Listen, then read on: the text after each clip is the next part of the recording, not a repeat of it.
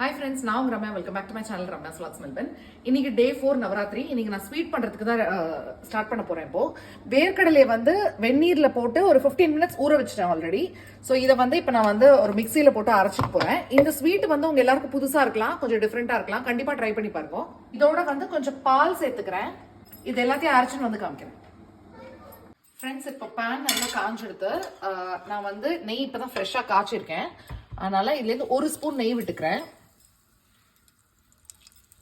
Friends, வேர்க்கடலையை கொஞ்சம் பால் விட்டு அரைச்சி எடுத்துன்னு வந்துட்டேன்.